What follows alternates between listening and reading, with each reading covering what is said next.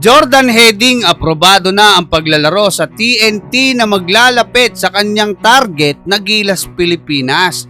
Kevin Kiambao may pinakamalaking tsansa makapasok sa NBA ngayong taon at 4 na homegrown Pinoy posible nating makita sa NBA Summer League sa susunod na taon.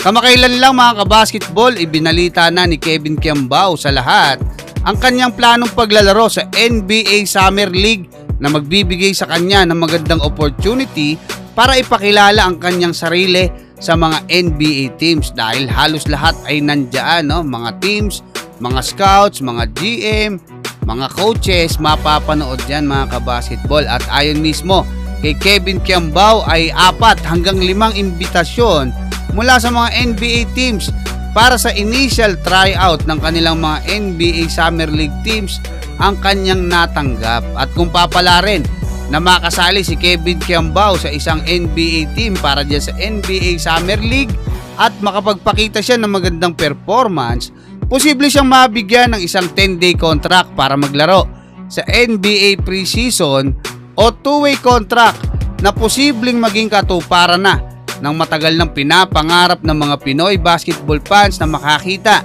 ng homegrown Pinoy na makapaglalaro sa NBA.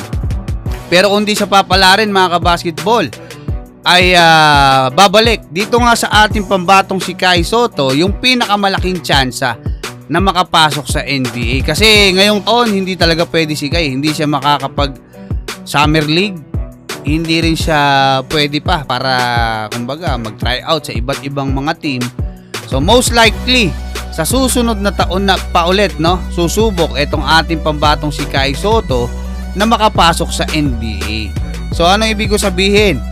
Pwede pang madagdagan yung magsa-Summer League na homegrown Pinoy dahil siyempre andyan na si Kai, number 1. Pangalawa, itong si Kevin Kiambao, especially kung makukuha siya ngayon, mas madali na po sa kanya para maglaro diyan nga sa mga NBA teams sa Summer League. Ngayon, ang dalawa pang pwede, etong kaka-champion lang sa KBL na si Carl Tamayo. So ngayon wala siyang planong mag-Summer League, pero sa susunod maaari siyang mangarap or sumubok na makapasok din sa NBA Summer League, sa NBA, no?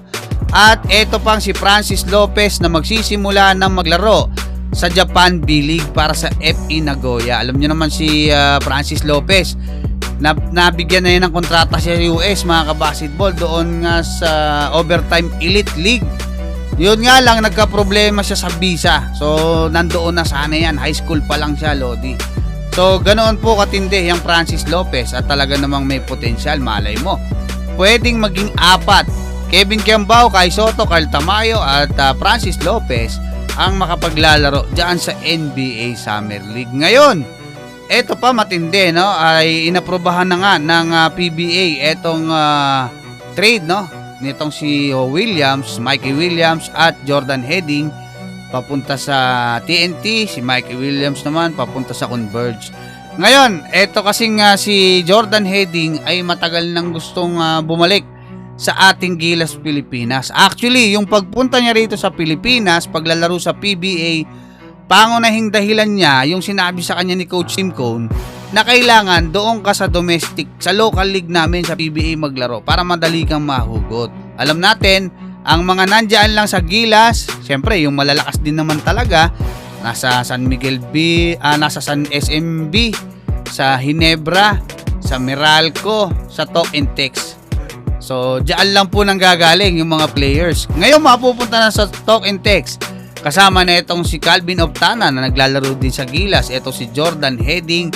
Napakadali na po para kay Coach Tim Cone na kunin siyang muli para sa ating Gilas Pilipinas. Kaya hindi ako magtataka kung sa FIBA Asia Cup makikita na ulit natin yung pinaka-shooter na Gilas Pilipinas player para sa akin na si Jordan Heading. Hanggang dyan mga kabasketball, maraming salamat at God bless sa inyong lahat.